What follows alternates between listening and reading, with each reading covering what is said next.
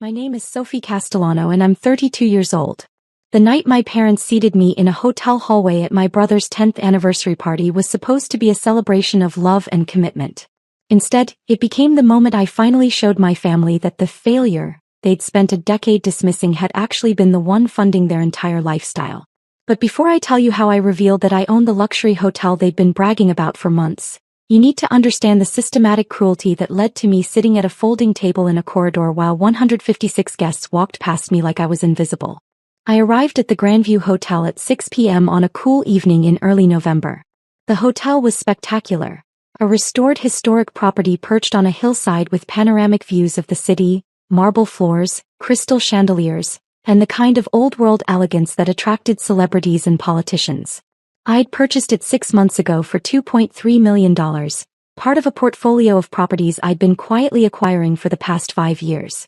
What made tonight special wasn't just the beauty of the venue. It was that my brother Daniel had been bragging for 6 months about hosting his anniversary party at the most exclusive hotel in the city, completely unaware that his disappointing little sister owned every square foot of it.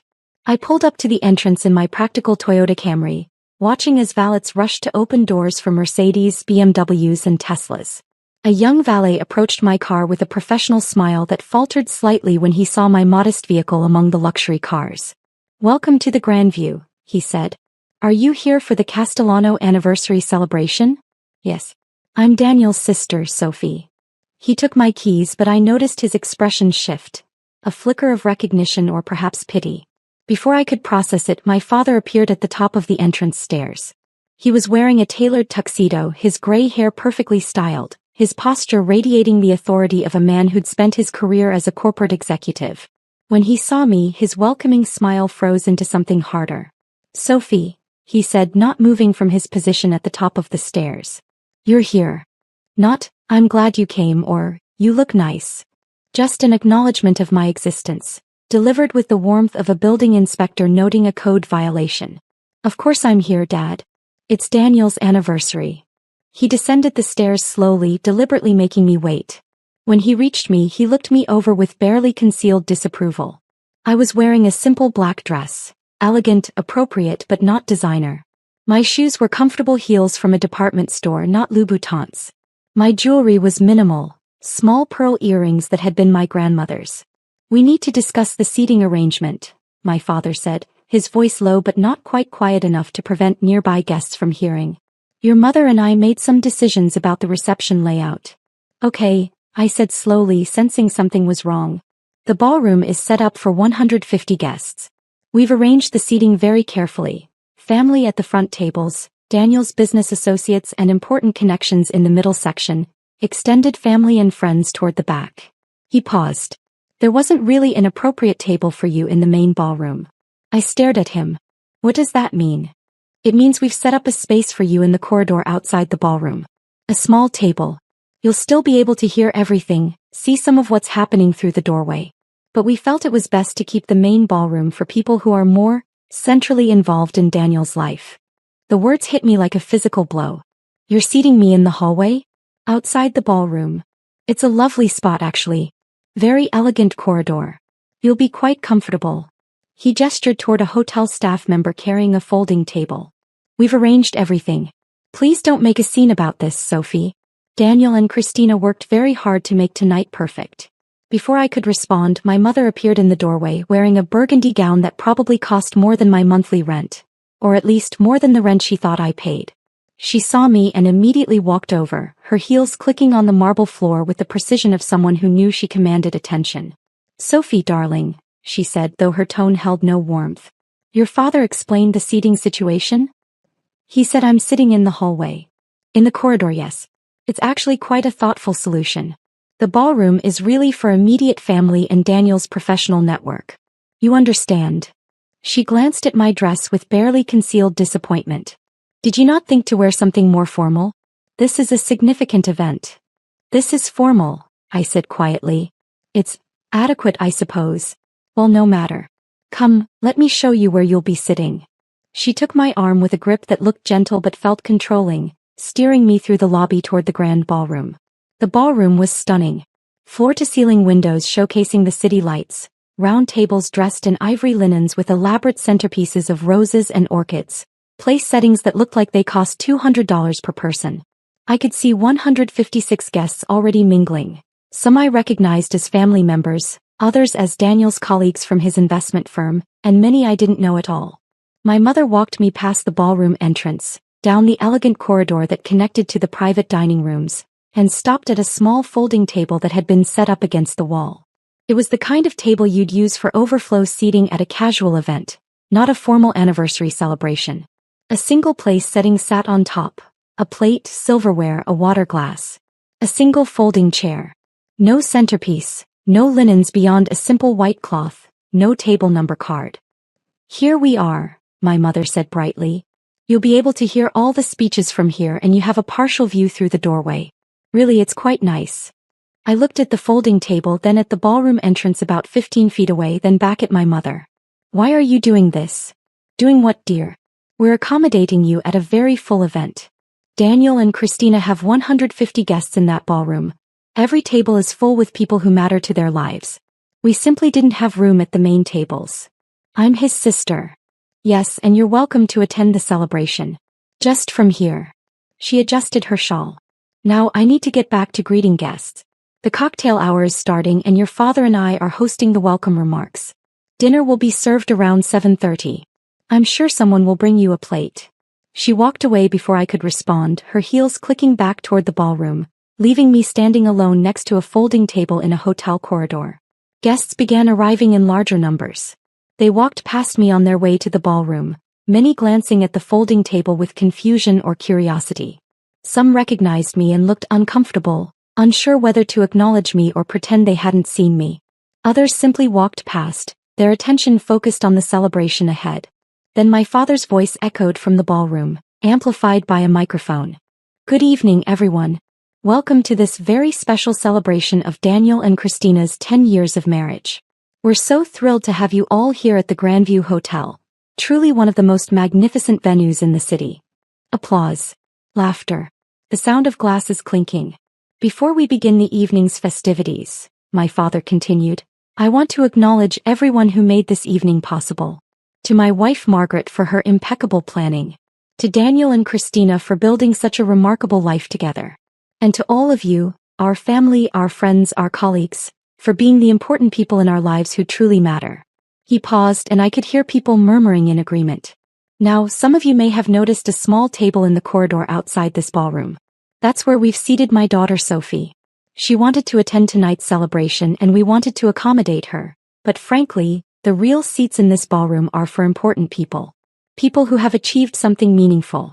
People who contribute to Daniel's success and social network. Sophie is, well, she's family technically, but she hasn't exactly achieved the kind of success that warrants a place at the main tables." The silence that followed was suffocating. I stood frozen next to my folding table, unable to see my father's face but hearing his words carry through the corridor with perfect clarity. He'd said it into a microphone. To 156 people. He'd announced to everyone present that I wasn't important enough to sit in the main ballroom. "So if you need to use the restrooms or the coat check, you'll pass Sophie in the hallway," my father continued, his tone almost jovial now, as if he'd made a practical announcement about logistics rather than publicly humiliated his own daughter. "Please don't feel obligated to stop and chat with her. We know you're here to celebrate with Daniel and Christina. Now let's begin this wonderful evening." Music started playing. Conversations resumed. And I stood in the corridor, trying to process what had just happened while guests began walking past me on their way to various parts of the hotel. Some avoided eye contact entirely. Others stared at me with a mixture of pity and second-hand embarrassment. A few took photos, discreetly, but I saw them. By the time 30 minutes had passed, at least 40 people had walked past me, and I'd become a spectacle. The daughter seated at a folding table in the hallway. The one who wasn't important enough for a real seat. If you're genuinely enjoying this story, I'd really appreciate it if you could hit that like button. But only if you're finding this interesting. No pressure at all. Let me take you back 8 years so you can understand how we got here. I need you to see the pattern of dismissal and financial manipulation that led to my parents seating me in a corridor while 156 people witnessed my humiliation. I grew up as the younger child in a family that worshipped professional achievement and social status. Daniel, 5 years older than me, was the golden child from birth. He went to Princeton, got his MBA from Harvard, and landed a position at a top investment firm in Manhattan making $420,000 a year. He married Christina, a corporate attorney from a wealthy family with connections that made my parents giddy with social climbing opportunities. My parents threw elaborate parties for his promotions, framed his business press mentions, and introduced him as our son, the investment director. I took a different path. I studied accounting at a state university, graduated with honors, and took a job at a small firm specializing in forensic accounting and asset recovery. My starting salary was $58,000, respectable but not impressive by my family's standards. My parents told their friends I worked with numbers, in the same tone they might use to say, works at a call center. What they didn't know was that I was exceptional at my job. I had an instinct for finding hidden assets, tracking complex financial trails, and recovering money from sophisticated fraud schemes. Within 3 years I'd been promoted to senior forensic accountant. Within 5 years I'd helped recover $47 million in assets from various fraud cases, earning substantial performance bonuses that my family never asked about. At 27 I left the firm and started my own forensic accounting consultancy. My first year I made $340,000. My second year $680,000.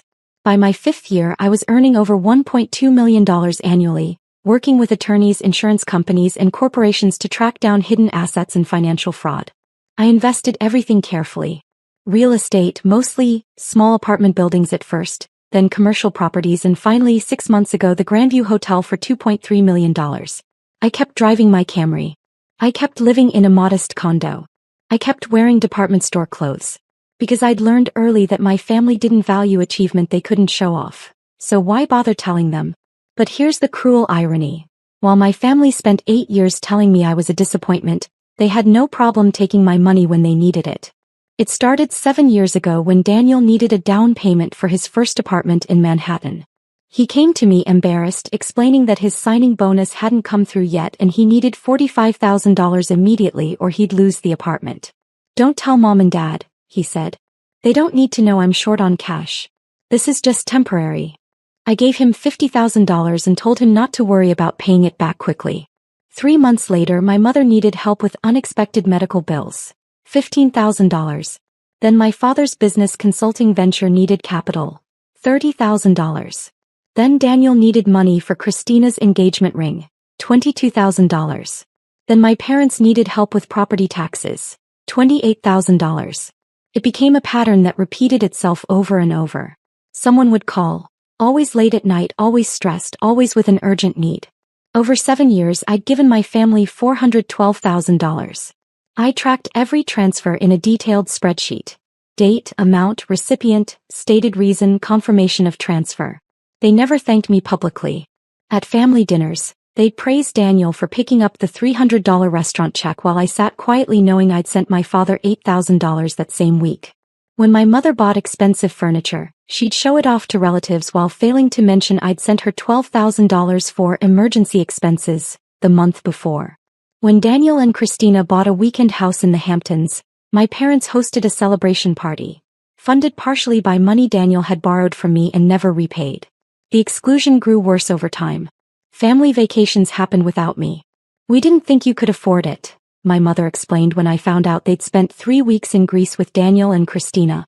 "We know your little accounting job doesn't pay much." Holiday celebrations got scheduled around Daniel's availability. "He's so busy and successful," my father would say. "We have to accommodate his schedule." When I mentioned I was also busy, my father waved dismissively. "You count numbers all day. You can take time off." At family gatherings I became invisible. Conversations centered on Daniel's achievements, Christina's cases, their social circle, their investments. When I tried to contribute to discussions, my mother would interrupt. "That's nice, Sophie. Did you hear about Daniel's promotion?" If I mentioned a success at work, my father would change the subject. "Speaking of success, Daniel closed a $200 million deal last month." The worst part was that they genuinely believed I was struggling financially. They'd make comments about my little condo, and my sensible car, and my budget-conscious lifestyle. They'd give me gift cards for Christmas while giving Daniel and Christina luxury items. They'd offer me their hand-me-down furniture while buying expensive new pieces for themselves. All while I was funding their lifestyle with money they never acknowledged. 6 months ago when the Grandview Hotel came on the market, I saw an opportunity. Daniel had been talking about it for weeks. How he wanted to host his 10th anniversary party there, how exclusive it was, how difficult it was to book events. It's the kind of place that really shows you've made it, he told the family at dinner. Only the most successful people can host events at the Grandview. So I bought it. I used my forensic accounting skills to structure the purchase through an LLC that obscured my personal involvement. I hired an excellent general manager named Patricia Reeves who knew exactly who I was and what I was planning.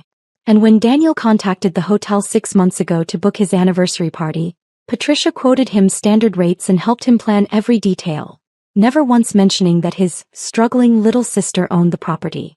And now, sitting at my folding table in the corridor while 156 guests walked past me on their way to and from the ballroom, watching some of them take photos of my humiliation, I knew exactly what I was going to do.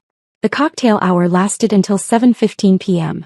I sat at my folding table alone while guests moved in and out of the ballroom. Some relatives I hadn't seen in years walked past me without saying hello, clearly uncomfortable. Others I didn't recognize at all. Daniel's business connections, people from Christina's firm. A few stopped to make awkward small talk. "Sophie, I didn't expect to see you here," my Aunt Linda said, eyeing my folding table setup with obvious confusion. "Where else would I be? It's my brother's anniversary." She glanced toward the ballroom, then back at me. "Yes, but out here? Don't you have a seat inside? Apparently the real seats are for important people." Her face flushed with embarrassment, not for herself but for me. She touched my shoulder in a gesture that felt more like condolence than comfort. "I'm sorry, honey. This is something." Then she hurried into the ballroom, clearly not wanting to be associated with my humiliation. At 7:30 p.m. dinner service began. I could hear the sounds of plates clinking, conversation rising and falling, laughter echoing from the ballroom. The smells of the meal drifted into the corridor. Herb-crusted salmon, roasted vegetables, some kind of rich sauce. My stomach growled. I'd skipped lunch expecting to eat at the party. A server appeared with a single plate. She was young, probably in her early 20s, and she looked genuinely distressed as she approached my folding table. "Miss Castellano, I have your dinner. I'm so sorry about this setup. She glanced around as if checking for eavesdroppers. "This is not how we normally handle guests." "I know," I said quietly. "It's not your fault." She set down the plate, the same meal being served in the ballroom. Salmon, vegetables, wild rice, a small salad. But where the ballroom guests had elaborate presentations on fine china, mine came on a standard plate that looked like it came from the staff cafeteria. "Can I get you anything else?" she asked. "Wine. Water. Water is fine." She brought a pitcher and a glass, then lingered for a moment. "For what it's worth, the staff is talking about this. We all think it's wrong." I looked up at her, surprised. "Thank you for saying that. I shouldn't say this because it's not professional, but your family is being really cruel. Everyone can see it. Some of the guests have been complaining to us about it.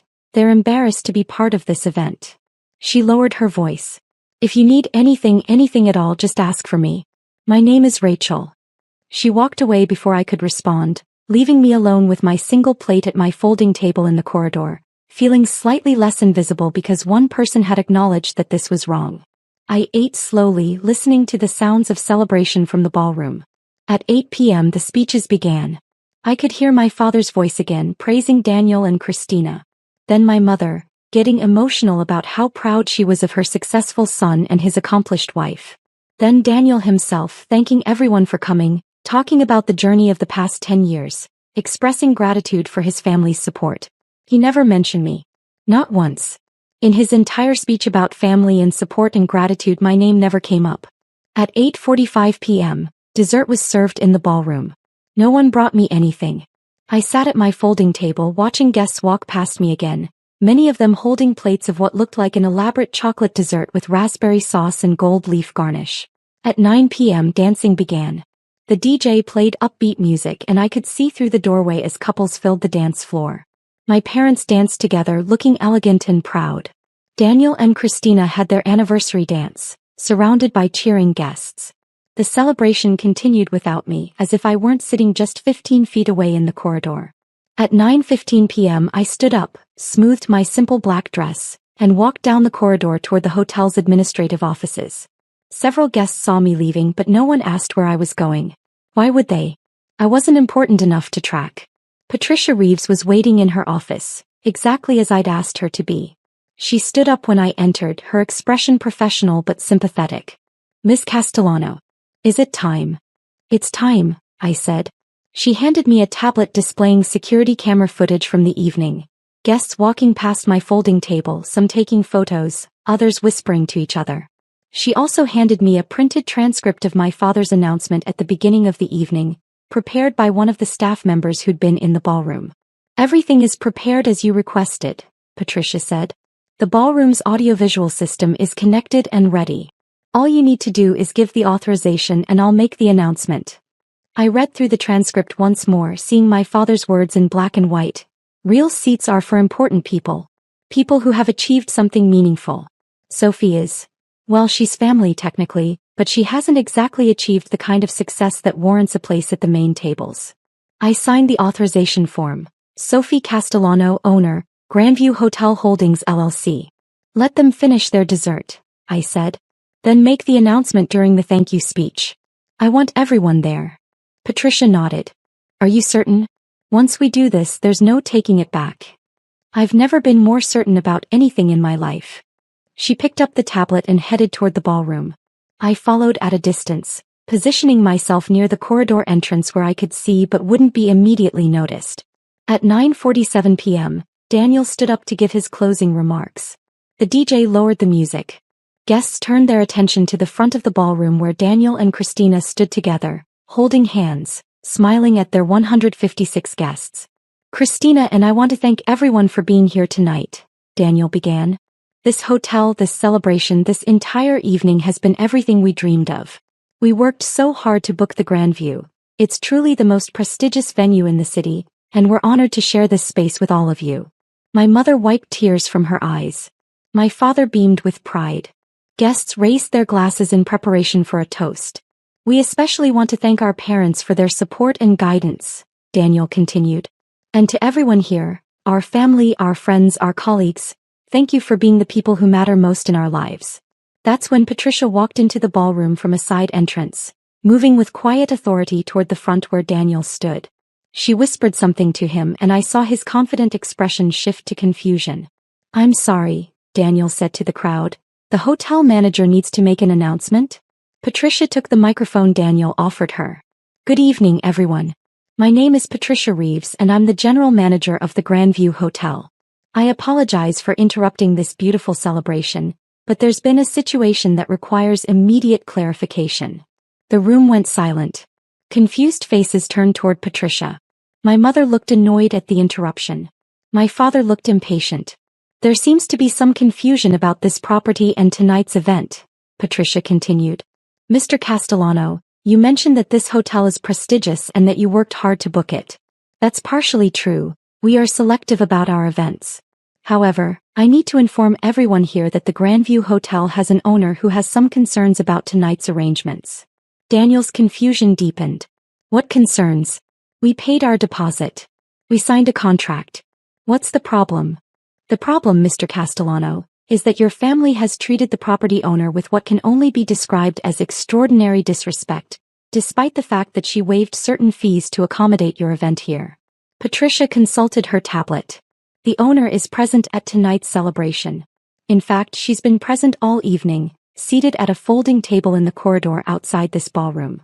Every head in the room turned toward the doorway where I stood. I stepped forward into the ballroom, still wearing my simple black dress, no longer trying to hide in the shadows. The silence was absolute. I could see the moment recognition hit different people. Some guests looked shocked, others confused, a few seemed to immediately understand what was happening. My parents' faces went pale.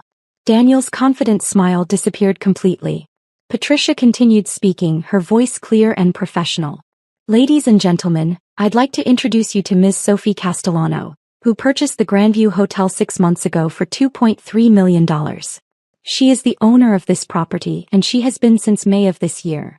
That's not possible, my father said, his voice cracking. Sophie doesn't have that kind of money. She's an accountant. She works at some small firm. Actually, Dad, I run my own forensic accounting consultancy. I've been running it for 5 years. Last year I earned $1.2 million. I walked further into the ballroom and Patricia handed me the microphone. I also own 3 apartment buildings, 2 commercial properties, and as of 6 months ago, this hotel. My mother found her voice. Sophie, if this is true, and I'm not saying I believe it, why didn't you tell us? Because every time I tried to tell you about my work, my success, my achievements, you interrupted to talk about Daniel. Because when I bought my first investment property, you called it cute, and then spent 30 minutes discussing Daniel's stock portfolio. Because I learned that my accomplishments didn't matter to this family unless they came with the kind of visible status you could brag about to your friends. I looked around at the 156 witnesses, many of whom were recording this on their phones. Good. I wanted this documented.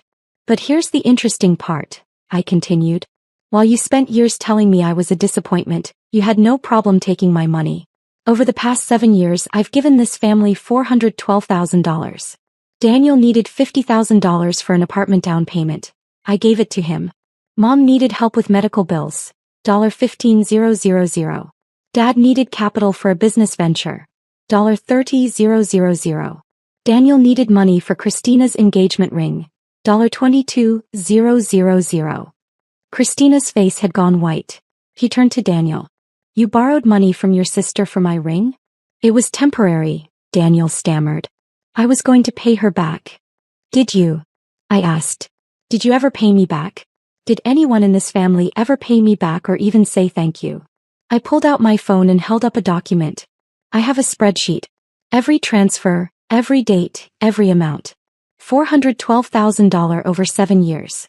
And tonight, Dad stood at this microphone and told 156 people that I haven't achieved anything meaningful, that I don't deserve a real seat at the table because I'm not important enough.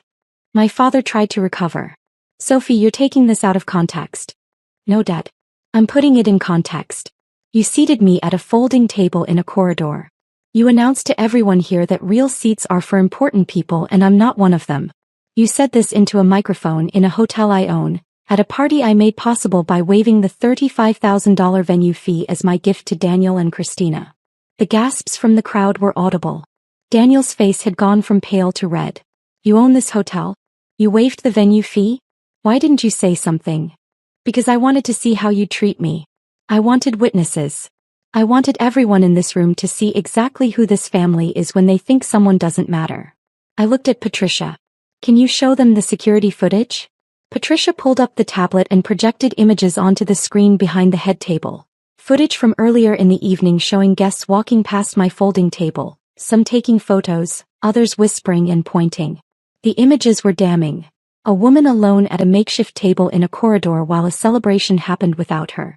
This is what you did, I said to my parents. In front of 156 people, you made it clear that I'm not real family. You humiliated me publicly, thinking I had no power, no resources, no ability to respond. You were wrong. My mother was crying now, but whether from genuine emotion or embarrassment I couldn't tell. Sophie, please. You're ruining Daniel's anniversary. No, Mom. You ruined it when you decided to treat me like I was invisible. When you seated me in a hallway. When Dad announced that I wasn't important enough for a real seat. I turned to address the entire room. To everyone here, I want to be clear that I hold nothing against you. You're guests at what should have been a celebration. But I need you to understand what you witnessed tonight. You walked past me in that corridor. Some of you took photos. All of you heard my father announce that I wasn't important enough to sit with you. I wanted you to see that, to remember it, because I needed witnesses to understand who this family really is. An older woman I didn't recognize stood up from one of the middle tables. I've been uncomfortable all evening, she said. I'm a colleague of Daniel's, and when I arrived and saw that setup in the corridor, I thought it was for hotel staff or vendors. When I realized it was for his sister, I almost left. This is cruel.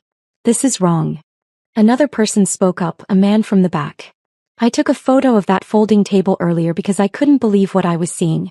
I thought there must be some explanation. Now I know the explanation is just that your family is awful. More voices joined in, some supporting me, others defending my parents, many just expressing shock at what was unfolding. The carefully orchestrated celebration had devolved into chaos. Daniel tried to regain control. Everyone please. Let's calm down. Sophie, if you want to discuss family issues, we can do that privately, but you can't just. I can't just what, Daniel? Exercise my property rights? Make an announcement at an event in my hotel? Tell the truth about how you've treated me. I looked at Patricia. Please inform my family that after tonight, they're not welcome to book events at this property. They can finish this celebration, I paid for it after all, but they won't be coming back. You can't ban us from a hotel, my father shouted. We'll sue. You'll do nothing, Dad. As I have documentation of everything. Every dollar I gave you. Every dismissive comment. Security footage of tonight's seating arrangement. A recording of your announcement that I'm not important enough for a real seat. I looked around the room one final time. To everyone here, please enjoy the rest of the evening. The bar is still open, the music will continue, and I hope you have a wonderful time despite the drama. But understand that you witnessed something tonight.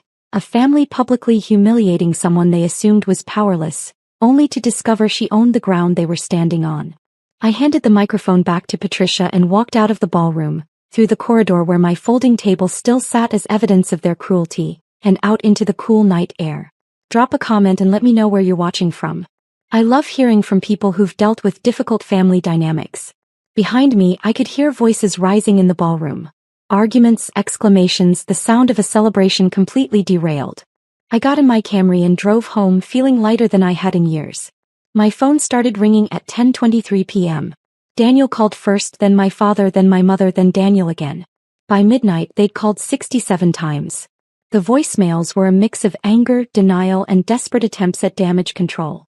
Daniel, you humiliated us. You ruined my anniversary. How could you do this? My father, this is unacceptable behavior, Sophie. We need to talk about your outburst. My mother, please call us back. We can explain everything. You're taking this all wrong. I blocked all their numbers at 12:15 a.m. and went to bed. The next morning, I woke to 94 missed calls from various family members and friends of the family. I blocked most of them, but I did read a few text messages. From my Aunt Linda. Sophie, I'm so sorry. I should have said something years ago about how they treated you. What they did last night was unforgivable. From 3 of Daniel's colleagues. Messages expressing shock, apologies for not speaking up, and in one case an offer to meet for coffee because I'd like to hear your side of things. I suspect there's a lot more to this story. From Christina, Daniel's wife. I didn't know about the money you gave him, about how they treated you. I'm filing for separation. I can't be married to someone who would treat family this way and lie to me about it. That last message surprised me. I didn't respond immediately, but I saved it. 2 weeks after the anniversary party, I received a letter from an attorney representing my parents and Daniel. They were demanding I return the $412,000 they claimed they'd given me in good faith, and that I'd misappropriated.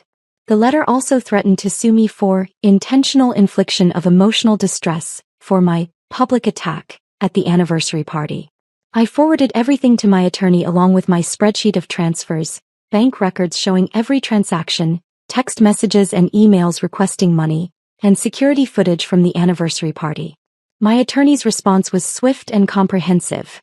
A cease and desist letter that included documentation of every transfer I'd made, proof that all funds were gifts, many of which had written messages from my family thanking me and promising to pay me back someday, and a counter-threat to sue for defamation if they continued making false claims about the nature of the financial transactions.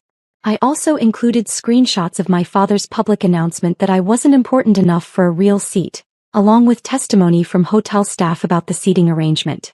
My attorney made it clear that if they pursued legal action, we would file counterclaims for emotional distress, public humiliation, and financial exploitation. I never heard from their attorney again.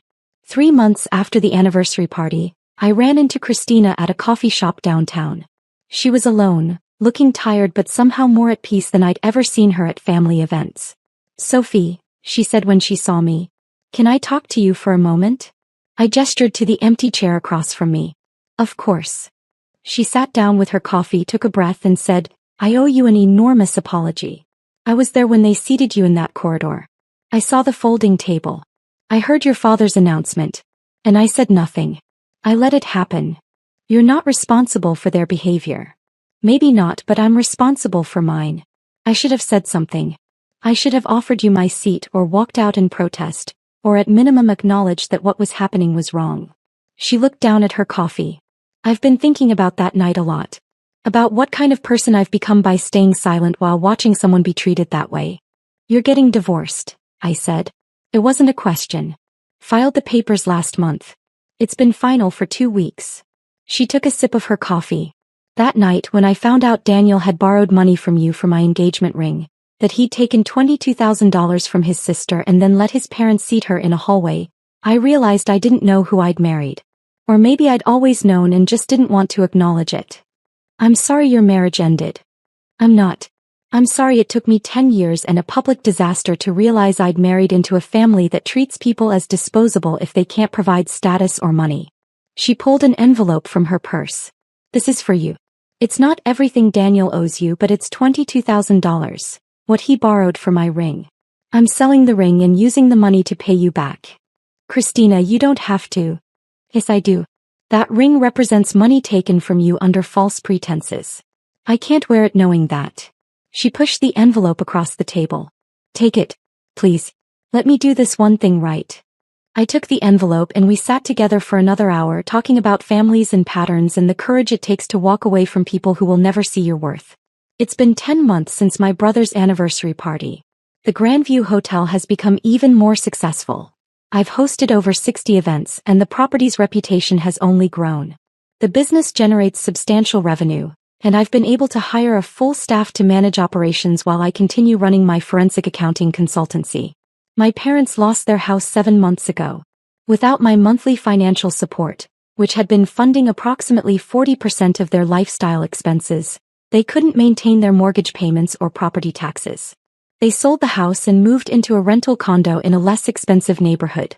I heard through my Aunt Linda that they tried to take out loans using Daniel's income as collateral, but Daniel, facing his own financial pressures from his divorce, refused. Daniel and Christina's divorce was finalized 5 months ago. Christina got the weekend house in the Hamptons, and Daniel had to liquidate several investments to cover the settlement. His social status took a hit. Apparently, many of the guests from the anniversary party have distanced themselves from him after witnessing what happened.